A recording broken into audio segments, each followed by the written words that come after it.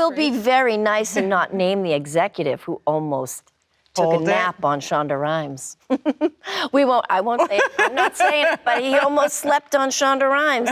Almost didn't air that pilot. You can do your research and find out who it was. Yeah. Anywho. Imagine being that guy. I think he still is that guy. Yeah. I think he owns a vineyard now in Napa. Anywho.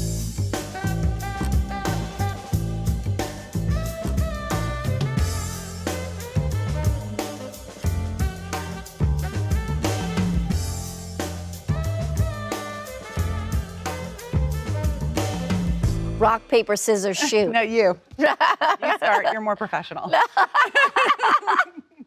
You don't have a good memory. No. Okay, so let's start there. Do you have a memory of when we met? Because I was thinking, and I don't remember when we met.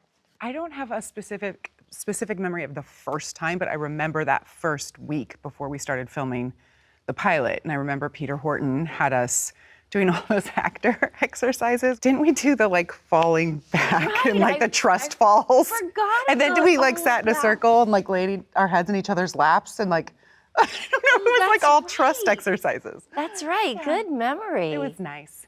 Yeah. Yeah. I don't remember. I remember you had my baby shower for me. I did. That was very nice. By the way, I still have all those photos. I meant to put together an album for you. I know it's been 13 years, but it's not too late, is it? No. Okay, great. I'll send that off to you. Are you kidding? I would love those photos. You would love the photos. And they still pop up sometimes like this time 13 years ago. And it just brings back so many incredible memories. You were so pregnant and I was. Everyone was there, the crew, the cast. It was really kind of a great day. So how old is your oldest? My oldest, Nayli Moon, is 14. So she was just a year older. Almost exactly. Isn't Stella September? Yes. Baby? Yes. Yeah. Mm-hmm. So Nayli came to us at 9 months around September, and you were just about to have Stella Luna. So we were kind of in the boat together. It was really interesting. So has Nayli seen the show? No. No, I haven't gone there yet with her. Stella has, right? You've watched it together. In 6th grade, which I thought was a bit crazy, knowing what's in those I remember. seasons especially. I was like, oh, in 6th grade, they've all seen. And she was like, Mom, I'm the only one who hasn't seen it. It's a little embarrassing and weird. So crazy. So I said, okay. So in the summer, she started watching it. And at first I was like, oh, this is so amazing, and we're gonna watch it together. And then it was episode after episode after episode, and I was just like, I don't have the stamina for this. I filmed all these episodes. I did it. I can't now go back and watch it again. I mean, I watched a lot of them, and what's interesting is I had not really watched a lot of Grey's because we were always working. When I was on, I watched every episode when it aired. I was anxious to see how it all turned out, Yeah, see, me, that was not good for my mind to do that, so I avoided that. So many of the episodes I was seeing for the first time with Stells. That's incredible. Yeah, it's really interesting, and it's pretty cool to be a part of something that's lasted this long. I bet. That now they can go back and see, when you see your daughter's face and she watches you. I mean, a lot of people don't have the privilege to be able to say, oh, their kids get to see what they do every day. Yeah. Right? You can talk about that with her and watch it with her, And but I feel like I would just be, there would be scenes that I would be so embarrassed to be sitting next to her watching. Yeah, for sure that. There's a few that I'd be like, when we fast forward to this moment. Yeah, the sex with the ghost. Yeah, that. Yeah, the sex with the ghost. Yeah, maybe that. Right. Maybe Remember the maybe deer? the oral sex with the ghost while somebody else was watching in the room. I don't know. I didn't want to get I don't know how I graphic, explain that. But I remember there was one episode with a deer. Oh God. Do you remember the deer? Yes. And I worked with that deer again years later. Can you believe it? I'm not kidding. I'm not exaggerating. I'm serious. I worked with that deer years later on a different show I was doing. And it was this moment where my character is driving in a car and this beautiful deer stops and crosses the road, a dark road with no one around, but in the city. And she has this moment and I'm like, I know that deer. I saved that deer on Grey's Anatomy. Really? Yeah. You knew for sure it was the same No, deer? they Oh. told me. Oh, they told you? But it would be amazing if I had recognized the deer. Because Hollywood deers have resumes. Yeah, absolutely. They were like, Katherine, remember when you took this photo with the deer? This is the same deer. Yeah, good times.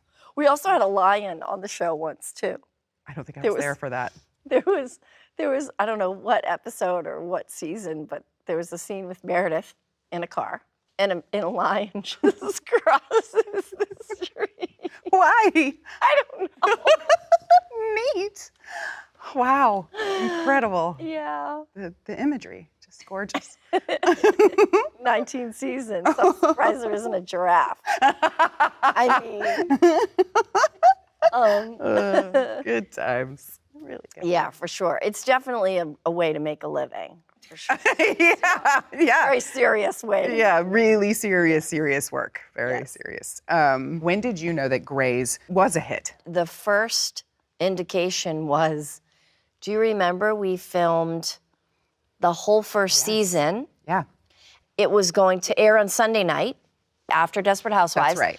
And then we came into work the next day and everybody was freaking out. The ratings were Because the huge. numbers were so good. Yeah, and then those numbers, I mean, I don't even know if people can count that high anymore back then. Those are, when you look at network numbers now, you're like, I know. But Everything's and then we went on hiatus. Yes. And then the show was airing Yes. as we were on break. That's I'm what, so grateful there was no social media then. I know. We literally would be, I know, me we would have too. lost our minds, even more than we already lost our minds. Yeah, it didn't take a lot. No. And that was really just gonna throw it way over the edge. No, I just remember that I was nervous, at least. I think that they were not gonna air it. There was a moment where it was unclear if they were gonna air it. They didn't like it. Remember they changed the name? They tried to change the name. Do you remember that day on set? No. That is a day I really remember because the mood on set was like, oh, they're going to change the name of the show to Complications. And it was just like somebody had died and everybody on set felt that we've been working so hard, we love this show so much, and if they change the name to this, it'll never go. It's a horrible title. And it was just this collective like mourning on set. Yeah. But that only lasted for a day or two. I don't and then even, they put it that's back. like, I don't quite remember that, but I just remember them like, it felt like the network or the studio, somebody didn't quite like what we were doing. Yes. And it was unclear if they were even going to air it. And then they did, and just what you said happened, and then we had to go to upfronts. And everything had changed. And Happy to be here. This is we'll great. be very nice and not name the executive who almost took Hold a it. nap on Shonda Rhimes. I won't say it. I'm not saying it, but he almost slept on Shonda Rhimes. Almost didn't air that pilot. You can do your research and find out who it was. Yeah. Anywho. Anyway. Imagine being that guy. I think he still is that guy. Yeah. I think he owns a vineyard now in Napa. Anywho, so then we ended up in New York. And now he's in the liquor store. Yeah. So then we ended up in New York for the upfronts, going to promote the second season or, do that whole thing. And it was crazy, Ellen. People were stopping us on the street, like New Yorkers were stopping us on the street to tell us how much they love the show. And it was truly water cooler like experience for. Yeah. Have you been to New York? It's still happening. You can't believe it. You're like, wait, what is? But now they're all like 14. Yeah. Yes. Now they're all 14. But it was incredible. I was just so incredibly relieved. I was just thrilled in every sense of the word. I was like on cloud nine because it just felt like a lifetime of trying to get something into the world that people actually wanted to watch. And like overnight, that show hit. And you had been on Roswell before that? And that had a very small, how many seasons? very devoted did you do audience. of Roswell? We did 3, I think. Yeah, 3 seasons. And that's wonderful and great. But it didn't have a big audience, which is why we didn't have more seasons and why we were always like afraid, is it gonna go another season? It's always that anxiety, of am I gonna be out of a job?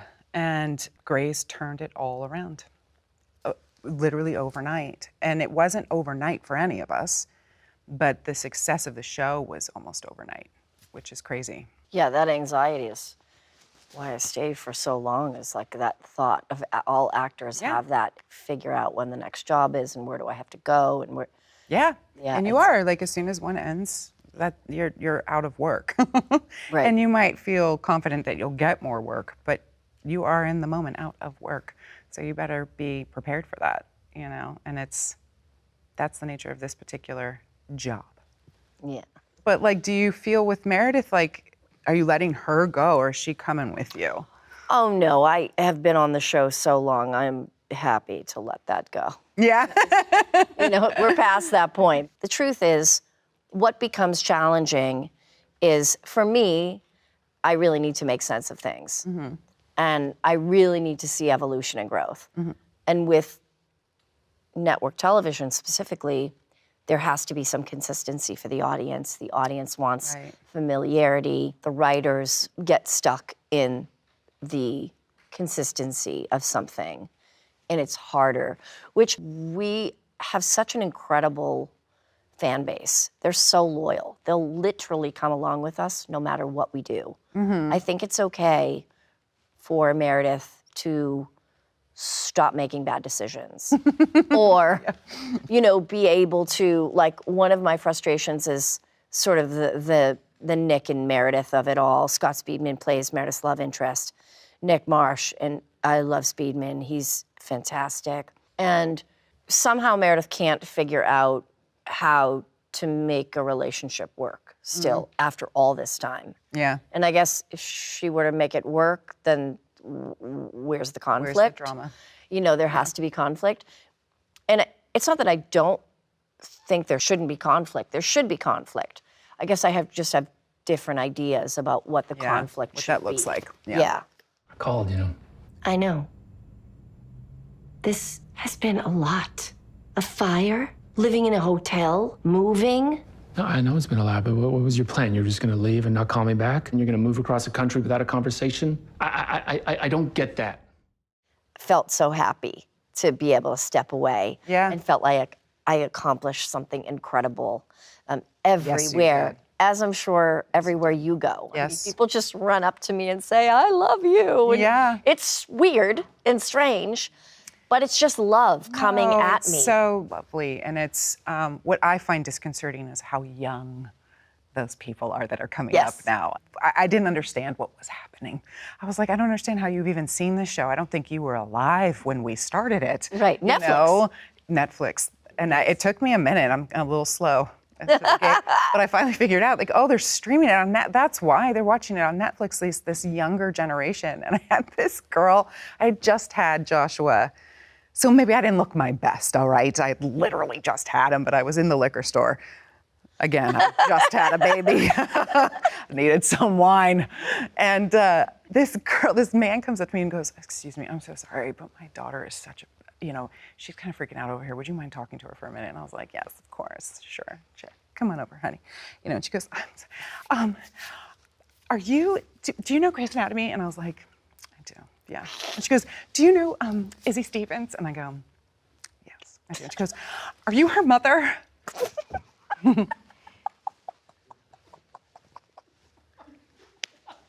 I was like, how old are you? She was like, I'm 17. I was like, go away. Don't ever talk to me again. But that's what's happening.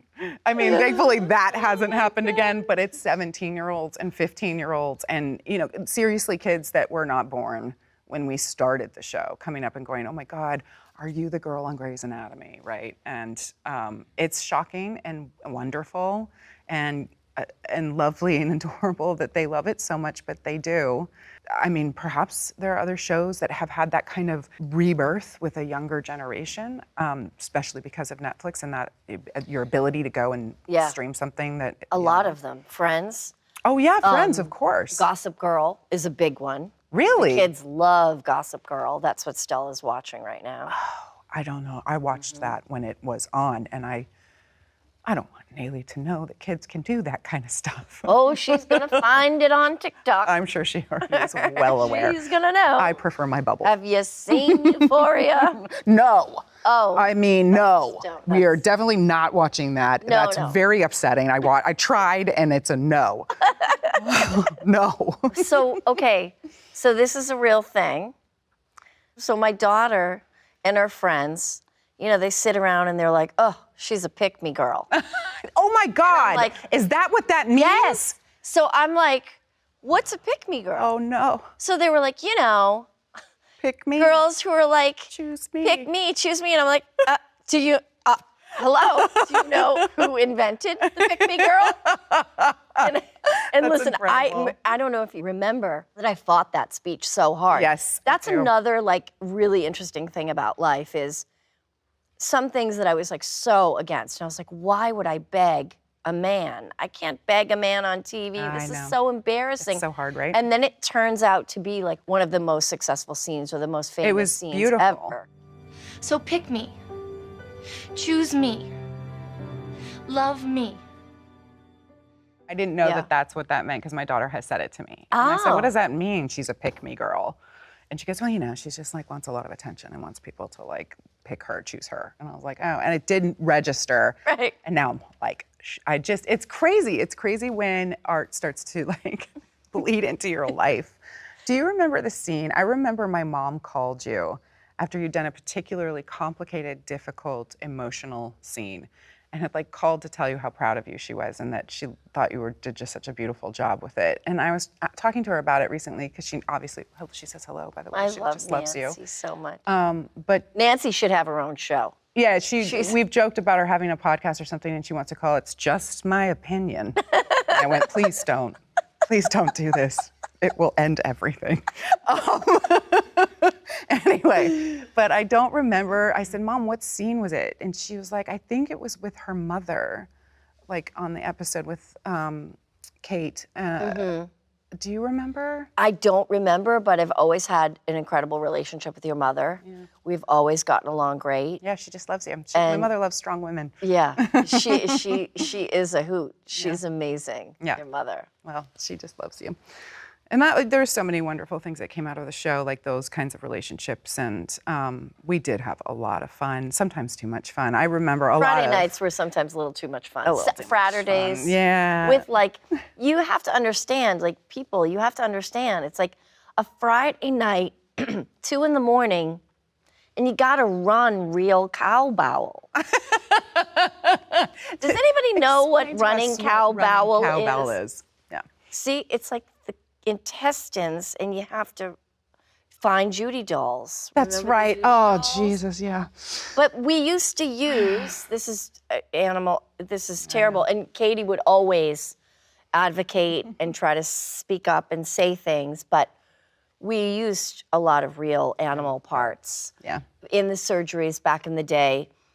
And what happens is, after hours and hours and hours under the lights, it obviously starts to smell terrible.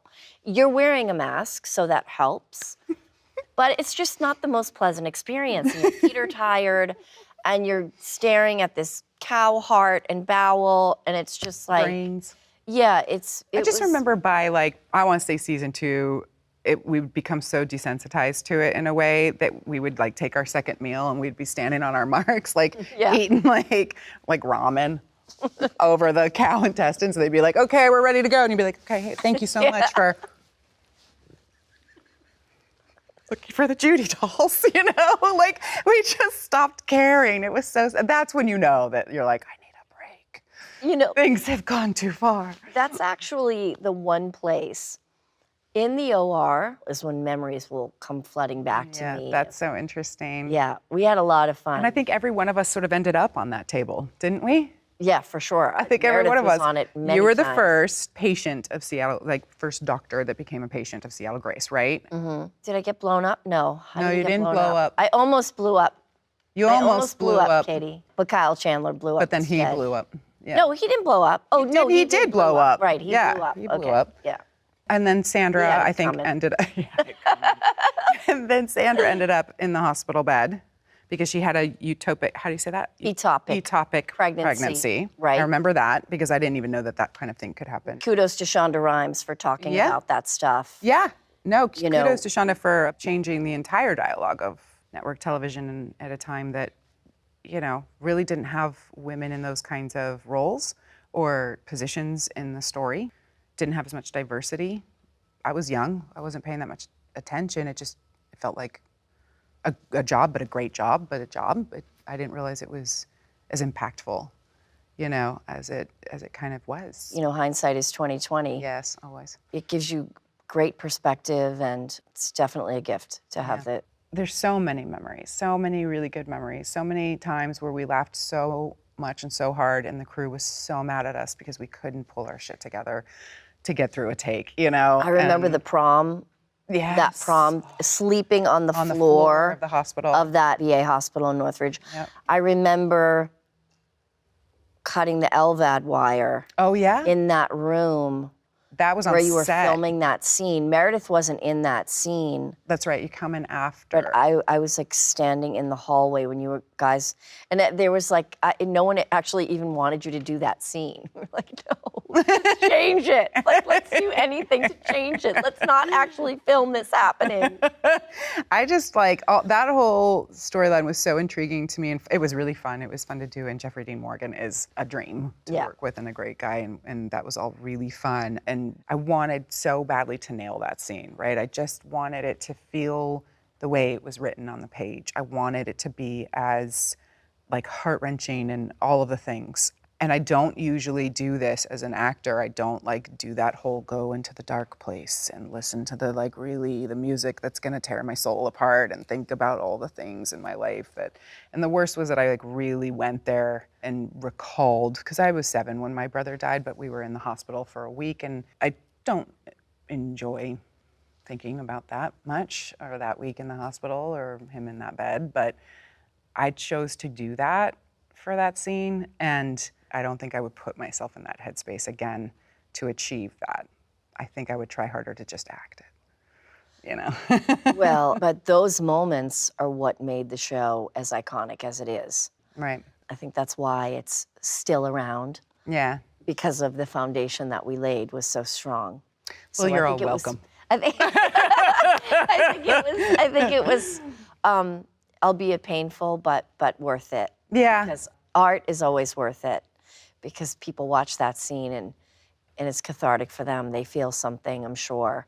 I hope so. Most people have lost people, and everybody loves a good cry. So yeah, we made people feel things, Katie, and that is the biggest gift as an actor, to be able to make people feel. Yeah, is I think pretty cool. I do too.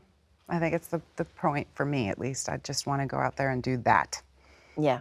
This is what I do for a living, So you live in Utah, and do you ever bring Naley or the kids here to LA? Let's see, I haven't been back to LA except today in 2 years. A lot of filming now is in the last 2 projects I've done have been Canada. I can't bring them as much anymore because they're 14 and 11, and to take them out of their peer groups and their school groups and their activities.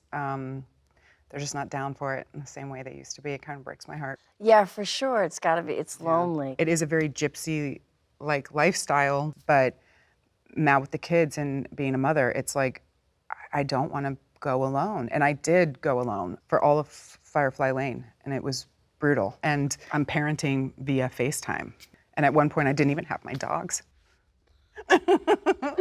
So let's talk about Firefly Lane. Okay. So there were 2 books written for Firefly Lane, or 3? Yes, there are 2 books. The first is Firefly Lane, and then I didn't actually read the second book because it's post the story we were telling. Okay. So we didn't tell that book.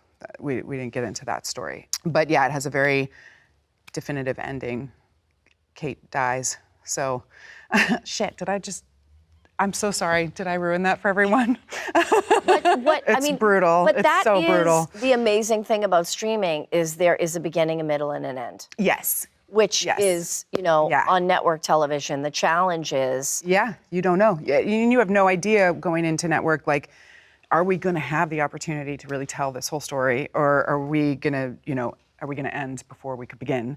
Right. Or are we going to go so long and be unprepared to continue the story? So with streaming, that was my first experience doing anything for streaming, and it was I mean, I loved it. I had an extraordinary experience. And you're a producer on that as well? Yeah. This is Tully Hart, bringing the news straight to you. That's good. This is Tully, Hart, about to burn the office down with my curling iron. This is Tully Hart, bringing the news straight to you. It's odd what they're doing. So essentially it's a season 2 that they shot 16 episodes and then decided to air in 2 parts. So let's just call it 3 seasons. And because that's what it feels like to me. Right. That's a lot of episodes, though, for a streaming show, 16 episodes. It was, and I think it was like always intended conceivably that they would split it into 2 parts. Okay. But I liked it and I didn't, it's the same, it's 9 months, or I guess maybe a little less than 9 months, because Grey's is about 9 months a year, right? For those 24 episodes. We do less episodes now. Since do you? COVID, we've never done 24 again, but. Because that's brutal. It's like, that's most of the year, and you're on set and you're committed and you're in it at least 12 hours a day. And so anything else kind of has to fall to the back. But the good part of that was just you're in the rhythm of it. Mm-hmm. We're already here, we're already filming. Let's get those last 6 instead of having to come back and re-team up. And the scripts are already written when you start? Are they finished, or are the writers? Many of them, which I also really like. Yes. So we had at least the first 4 already written and ready before we started filming. I always felt with network television, you're always like right down to the wire with that script coming in night before we start shooting the episode, which just feels like sensory overload sometimes and frenetic. But I can't even imagine what those writers have to go through to do that. I don't think that they could have dropped all 16 at once. It would have been overwhelming, I feel. I think the audience needed a breath before this last bit because it gets really heavy. Intense. Yeah. And then you at least are able to shake that right off and go home and be with your kids. It took a minute. Yeah. I had a hard time letting Tully go. Like, it was hard to disassociate or something. Oh, I know, women aren't supposed to be angry. Hurt or sad, sure. But angry, oof, better hide it, better lock that up. But I am angry with the man who is suing me. He took my show, he took my voice, so I'm taking it back. There was so much about her that really intimidated me. She's incredibly confident, she's incredibly self-assured. She's got a bit of an ego on her, and she's just really, like, walks into any situation, feeling like she's gonna kill it. And I just thought, I don't know, I related more to Kate and the struggle between, like, being a working mother and all of that. And I remember at the time Josh said, Katie, you wanna, you're looking for a character that feels challenging to you, do the one that scares you. And I was like, okay. And then I ended up really borrowing a lot of Tully for me. And so then I felt like, having to let her go, am I gonna lose those bits of her that influenced who I've become? And I just really fell in love with that friendship and fell in love with Sarah Chalky and Chalk. She calls herself Chalky, she confuses me. That's like therapy you get paid for. I guess so, yeah, I guess so, exactly. Well, tell me about, because there's a couple of things I've been sort of fascinated as I've gotten older, as I've kind of evolved as an actor, and the idea of directing really interested me, and still interests me to a degree, but I find it really intimidating. How did that come about on Grey's? So I think around season 12, Shonda Rhimes brought in Debbie Allen. With any long-running show, you need gusts of wind to blow in, right? Mm-hmm. To shake things up and try to keep the energy alive and keep it going in a positive direction. And she could, see that I was restless. And so she suggested it. She's a, big director among every other thing that she does. And she was really encouraging me to do it. That's awesome. And I love her so much. So I was like, you know what, for you, I will do it. And she taught me, how to do that first one. So that was like, having one of the best teachers you can have. Yeah. It was a really interesting experience. That the script that I ended up getting, it was about a character losing their mother. Mm-hmm. Kelly McCreary's mother would pass away, played by LaTanya Jackson. And me losing my mother at such a young age has shaped my whole entire life. Yeah.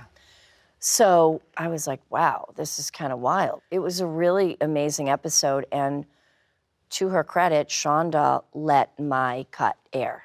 That's incredible. Yeah, which is really unusual. Yes. Definitely, Always, she did yeah. not have to do that. Yeah. And it's funny, I went to Las Vegas last night to see a show, and somebody stopped me and said, the episodes you directed were my favorite. Oh, that's And incredible. no one's ever said that to me before, so that was kind of cool. So I did that episode, my cut aired, and why I loved it was because it's showing the audience what my version of an episode of Grey's Anatomy looks like. Yeah. Which is what I always thought. If I'm going to direct episodes, this is what it should be. And then I did it one more time, and it was completely changed. And I thought it didn't really make sense for me to do all of that work. Right. Than to have someone come in and say, we're not going to use that, we're going to use this, we're not going to use that song, we're going to use this song. And then it didn't look anything like what I had envisioned. Right. And so it didn't make sense to do all that work and not have... Keep it going, yeah. Yeah. So then I don't do it anymore. I would say that you shouldn't be intimidated. The truth is on a show like Grey's, it's so established, it has to be a certain formula, right? Well, where's the fun in that? You know, It's not very creative. Right. Network TV directing is not, it's not a creative thing. It's really So then just is it about more like that conversation with the actors? Is it more about like the music? Like where do you get to put your creative stamp on it? I wouldn't say network TV is the place to do that. Okay. Obviously, there's exceptions to the rule. I think Alaska Daily is a beautifully directed show. It's on ABC, and it stars Hilary Swank. You've just given me something to watch, thank you. Yeah. I've just been reading lately. Ooh, so what's the last thing you watched that you loved? Daisy Jones and the Six. Oh, okay. Oh my Taylor God. Jenkins Reid, yeah. God, I loved that so much. Did you read the books? I did years ago, and I remember my sister-in-law like texted like, Josh would be a great Billy Graham, and I was like, have you seen Josh on camera? he doesn't do much acting. I thought that was hilarious.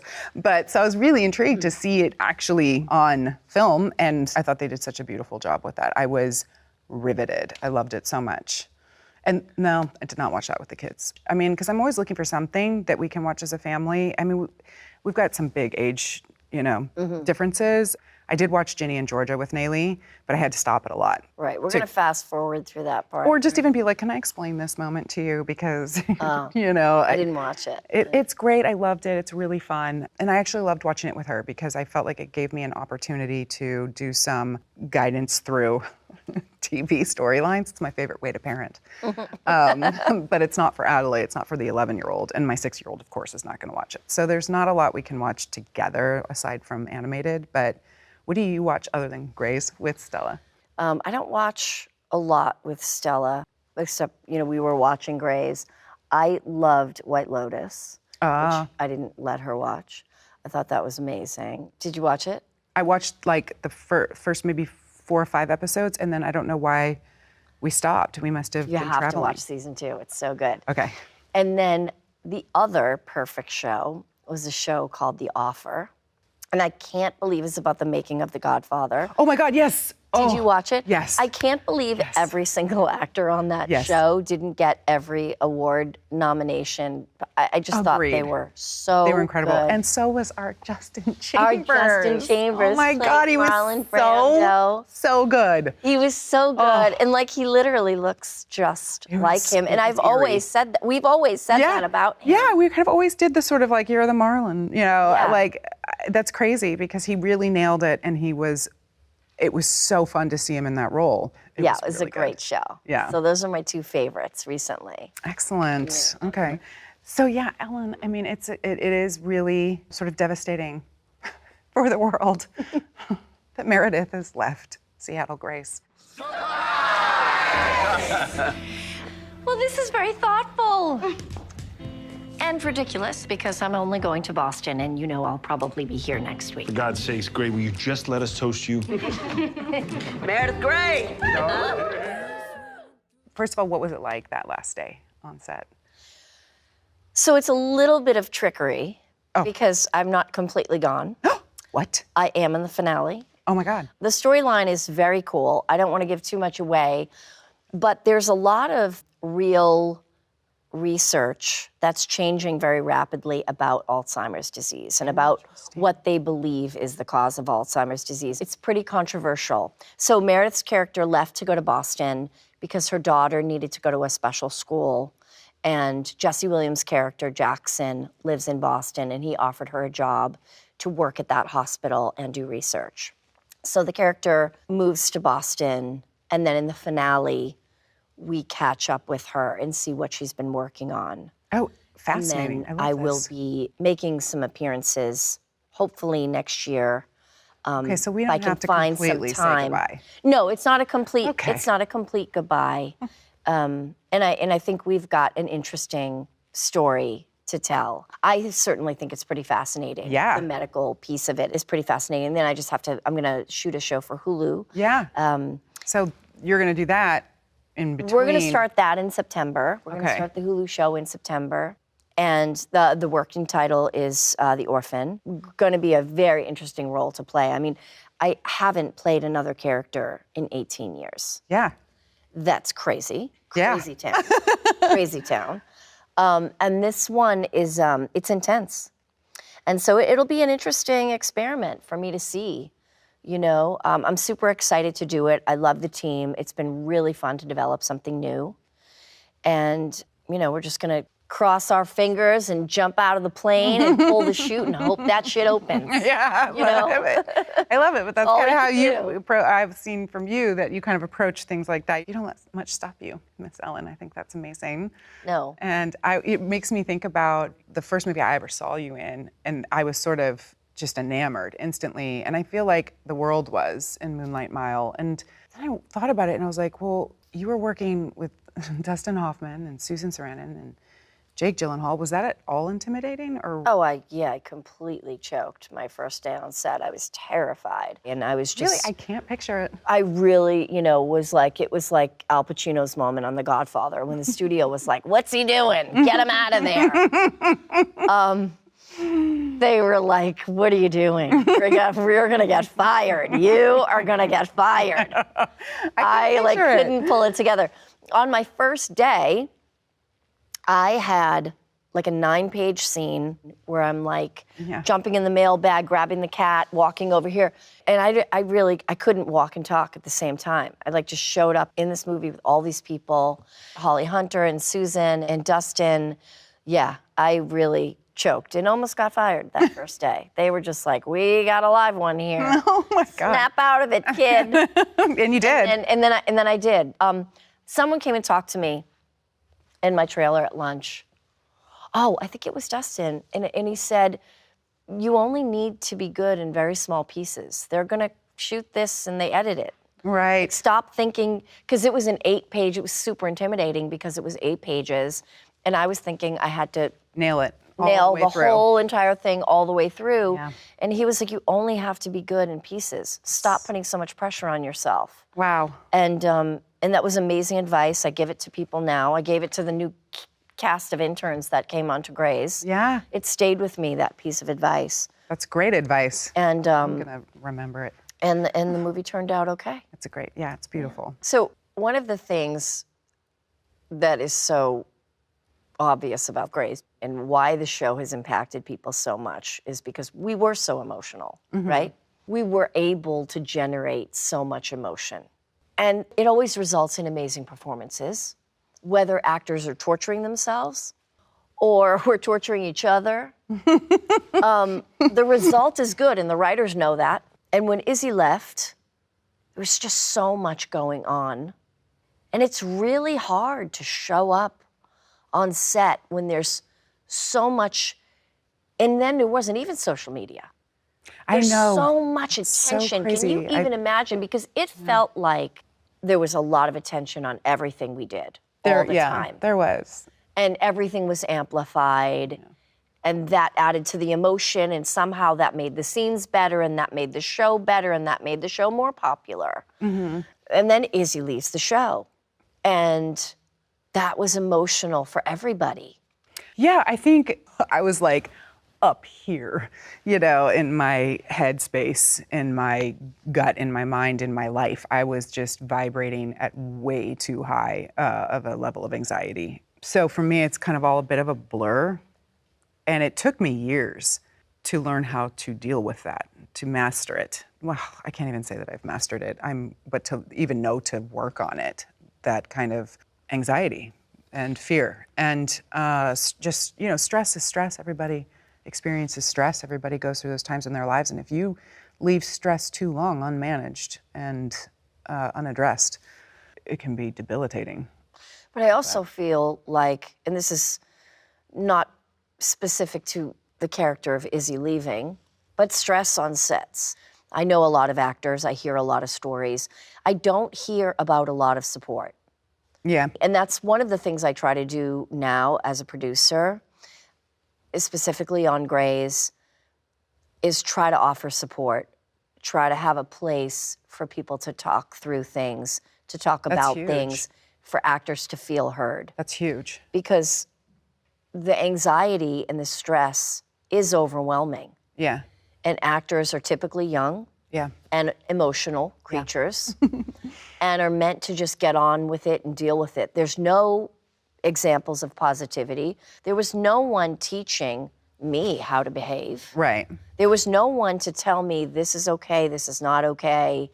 You see someone doing this, oh, well, okay, well, I'll just do that because that seems to work. It was just look at it, look at it, look at it, look at it. Let's look at it. Right. But let's all just stand around and look at it and talk about it, but let's not actually try to do something meaningful to solve it. Calm it down. And I worry about young actors when I see things.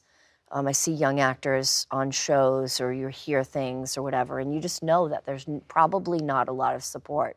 Yeah. If they're portraying drug addicts on shows and everybody knows they're a drug addict in real life. And everybody knows, and it's like we're fine to exploit that because it's a successful show and it's making a lot of money and no one really cares, and that person could end up dead, and then everybody will be like, oh my God. Yeah. Whoa. We didn't see that coming, really, because probably everybody saw it coming. Yeah. There's a very exploitive nature to what we do. Yeah. Thank God now, there are, intimacy coordinators create a whole nother slew of problems.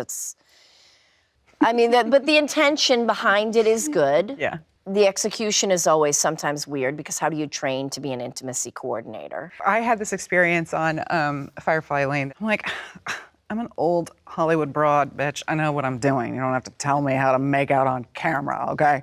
It was like, I was so awkward about it. I was like, this is such an odd conversation. And I ended up loving this woman so deeply and being so grateful for her because she protected us in a way that I didn't realize how unprotected we were. I didn't even really quite realize having somebody else stand there and say, she won't do that.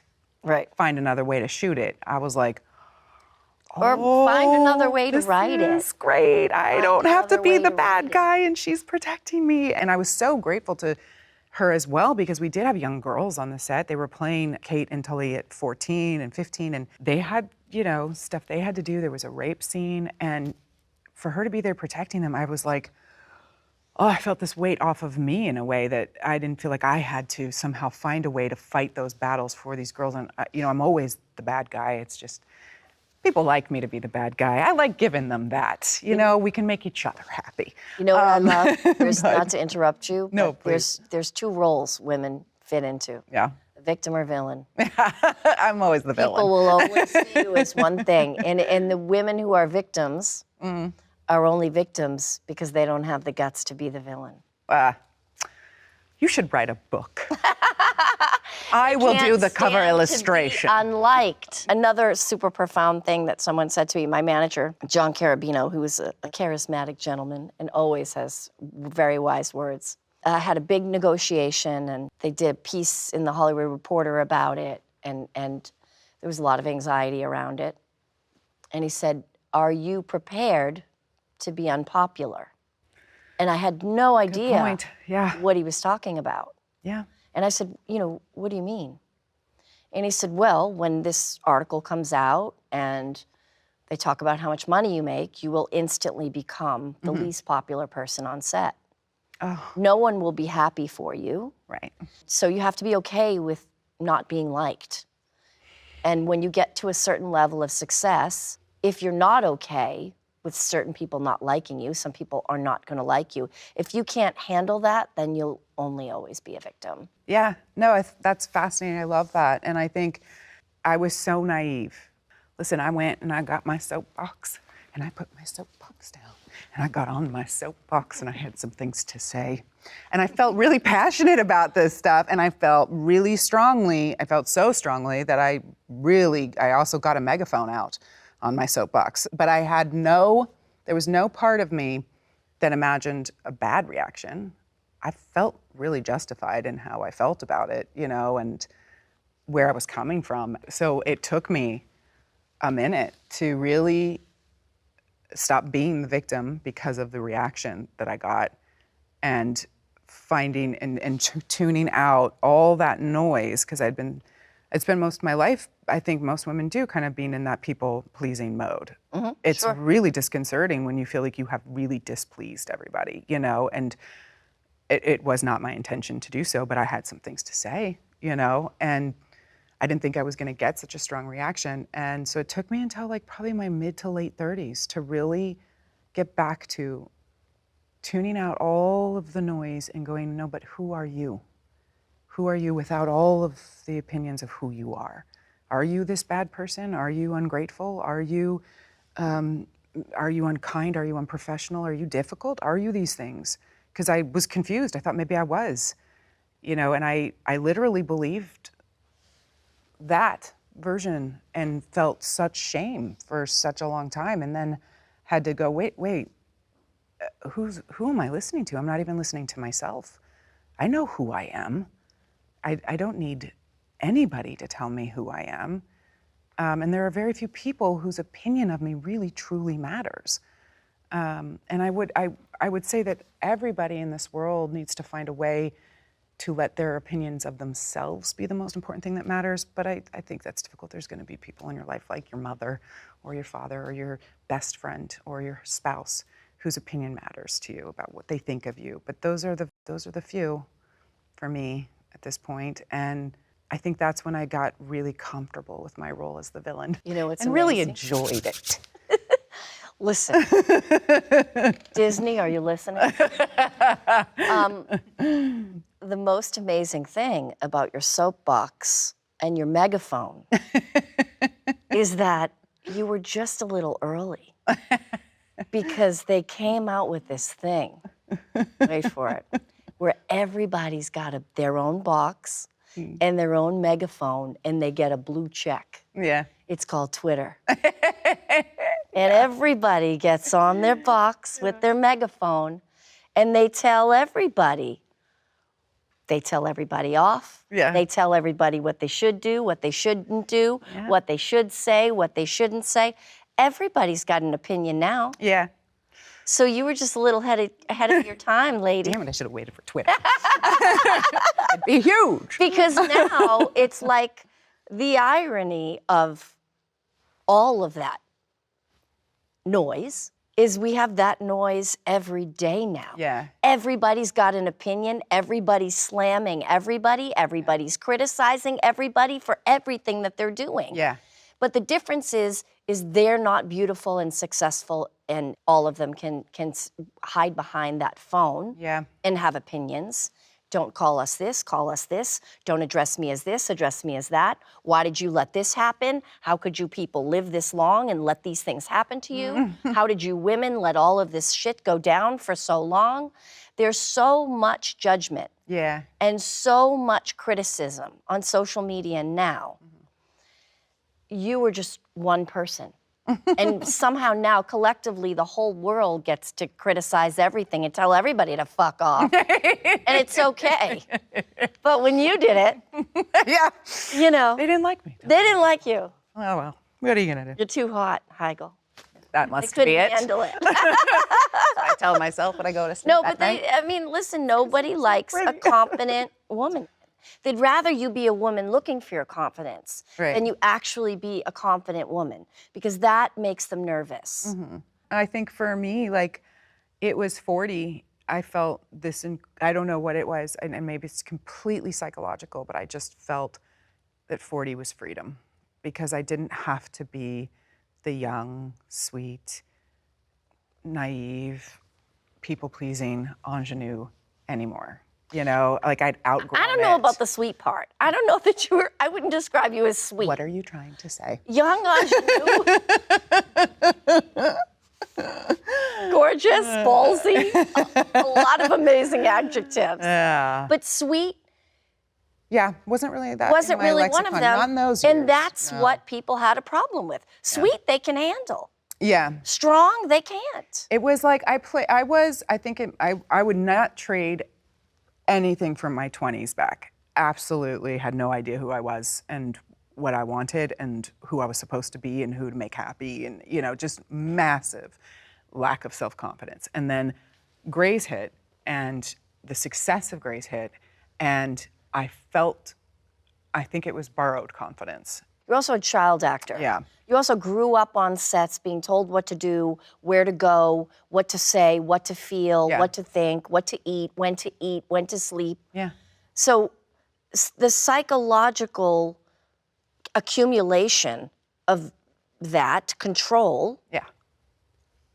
I liked it because in a way it made life easier, right? Like somebody else I don't have to make any choices for myself. But of Somebody course else it results in some sort of behavior. But then you get older and you're like, they expect you to make some choices for yourself. And I'm like, what?